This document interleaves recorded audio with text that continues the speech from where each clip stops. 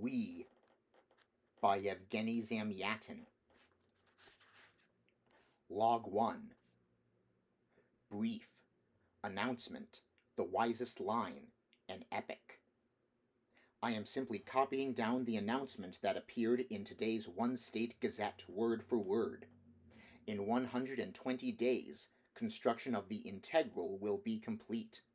The glorious, historic hour when the first ever integral will blast off into outer space is nigh.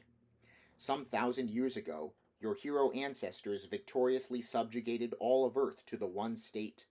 Your conquest will be even greater, for you will integrate the infinite equation of the universe with the electric, fire-breathing power of our glass integral.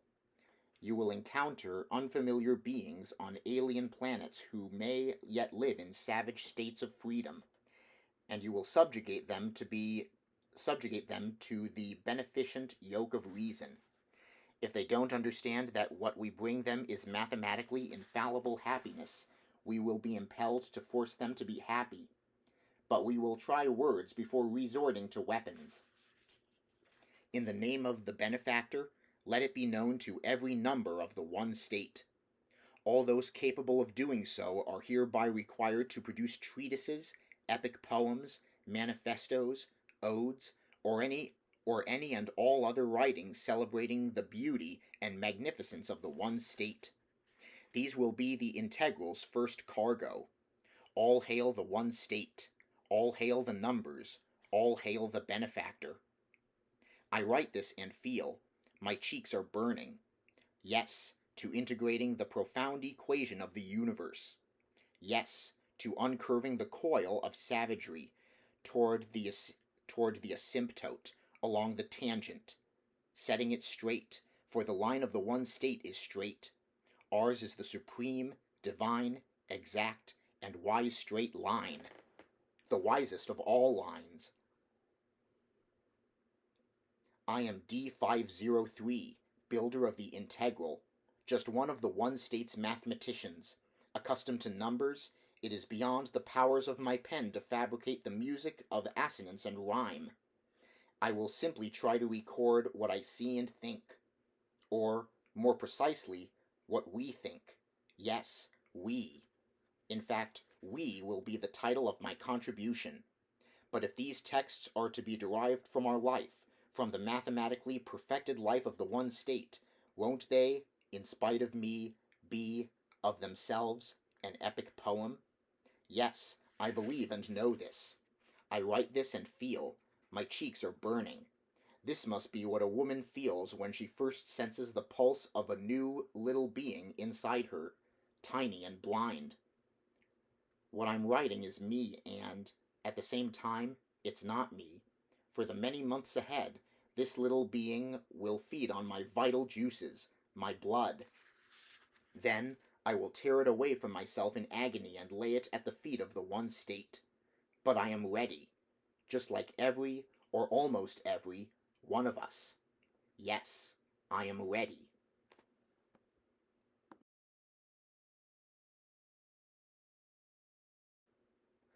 Log 2. Brief. Ballet, Quadratic harmony, X. Spring. Honey yellow pollen from some flower beyond the green wall blows in from the wild, invisible plains. This sweet dust dries out your lips so you have to keep licking them, meaning that probably every passing woman's lips must also be sweet, and man's, too, of course. This somewhat interferes with logical thinking. But the sky, blue and unblemished by even a single cloud, the ancients had such strange tastes. Their poets found inspiration in those disorderly, thick-witted piles of loitering vapor. I love, and I'm sure I can say this for all of us, we love a sterile, immaculate sky like today's, which makes the whole world look like it's made of the same immortal, shatterproof glass as the green wall and all of our other structures. On days like this, you can see everything down to its bluest depth. Things you've never noticed before suddenly reveal their essential algebraic formulations. Even the things you're used to seeing every day. Example: this morning, at the hangar where we are building the integral, I was suddenly drawn to the machines. The spheres of the regulator spinning with eyes closed, in sweet oblivion, the cranks a twinkle, bowing left and right, the balance beam with a proud swagger in its swinging shoulders, the slotting machine bouncing its bit in time with the soundless music. I was suddenly overtaken by the beauty of this grand mechanical ballet glittering in the weightless, pale blue sunlight. Then I asked myself, why is this beautiful? Why is this dance beautiful? Answer: because the movements are unfree. The deeper teaching of this dance lies in its absolute aesthetic bondage, its ideal unfreedom. And if it's true our ancestors were moved to dance during the most exalted moments of their lives, religious mysteries, military parades, there's only one conclusion: the instinct for unfreedom has been an organic part of human nature since the beginning of time, and we, in our current way of life, are only now, consciously. I'll finish later. The intercom is clicking. I lift my eyes. It's 090, of course. In half a minute, she'll be here. It's time for our walk. Darling O. I've always thought that she looks like her name. She's about 10 centimeters short of the maternal norm, which makes her every curve that much rounder. The pink O of her mouth, open to my every word. Also, the rounded, plump fold on her wrist, just like a small child's. When she came in, the flywheel of logic was still whirring inside me, so, out of inertia, I began to explain the formula I'd just come up with, unifying all of us and dancing and machines. Amazing, isn't it? Yes, amazing. 090 smiled at me rosily. Spring! There she goes again. Spring! I tell her one thing, and she's... women. I fell silent. Downstairs, the avenue was crowded. When the weather's like this, we usually use our afternoon personal hour for extra walking.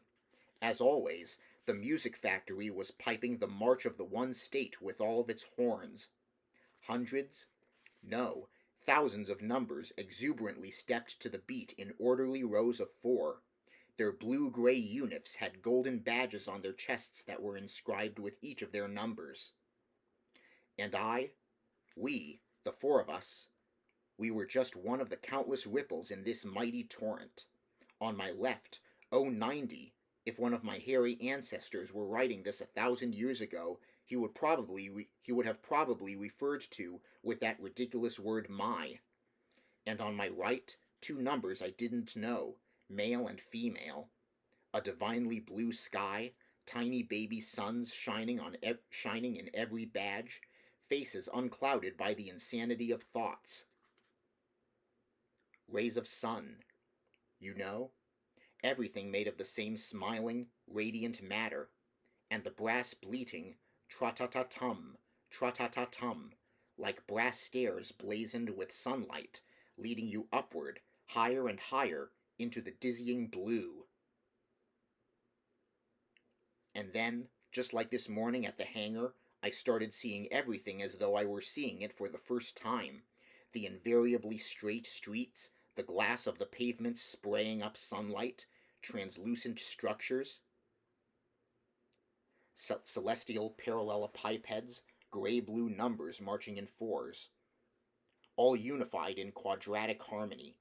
A feeling came over me as though it hadn't been whole generations, but me, who had vanquished the old god, the old way of life, like I was the one who created all this, and, like a tower, didn't dare to even move my elbow so I wouldn't shatter the walls, the cupolas, the machines. Then, from one moment to the next, I leapt through the centuries, from plus to minus. I suddenly recalled, ostensibly through association by contrast, a painting I'd seen in a museum, a 20th century street, the deafeningly vibrant, chaotic riot of people, wheels, animals, posters, cut trees, colors, birds. And they say that that's how it really was back then, that all of that was real and possible. It seemed so improbable to me now, so unbelievable, I couldn't contain myself and burst out laughing. Immediately, an echo, laughter, rang out from my right. I turned my head. The white, extraordinarily white and sharp teeth of an unfamiliar woman's face beamed directly into my eyes. "I'm sorry," she said, "but you had such an inspired look on your face, like you were a mythical god on the seventh day of creation. You seemed sure that I, too, was your handiwork. What can I say? I'm quite flattered." She said all of this without a smile, and, I would even say, with a certain reverence. Maybe she knew that I was the builder of the integral, but, at the same time, there was also some kind of inexplicable, irritating X factor to her. In her eyes, or maybe her eyebrows. I can't put my finger on it or assign it any numerical value. For some reason, I was embarrassed, and, fumbling, I started to try to logically justify why I had laughed.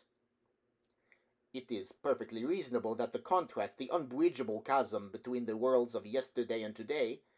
But why unbridgeable? What white teeth! You can always build a bridge. Just picture it. Drums, battalions, columns. They had all of those back then, too, and therefore—" "So yes, clearly," I cried. What an incredible coincidence of thought. She was using almost the exact same words, repeating what I had written just before this walk. "Listen, we even have the same thoughts, because today nobody's is just some one. Everybody is one of, and we're all so alike." She. "Are you sure about that?" I noticed her eyebrows were up at an acute angle to her temples, like the sharp little horns of an X, which, for some reason, threw me off balance again. I looked to my right and my left, and to the right of me, I330. I now saw her number. Slender, sharp, supple, and stubborn, like a whip. To my left, oh, so totally different, all made of curves, with her plump, childlike wrists. Then, at the outer edge of our foursome, the male number I didn't know, with his body double bent, like the letter S.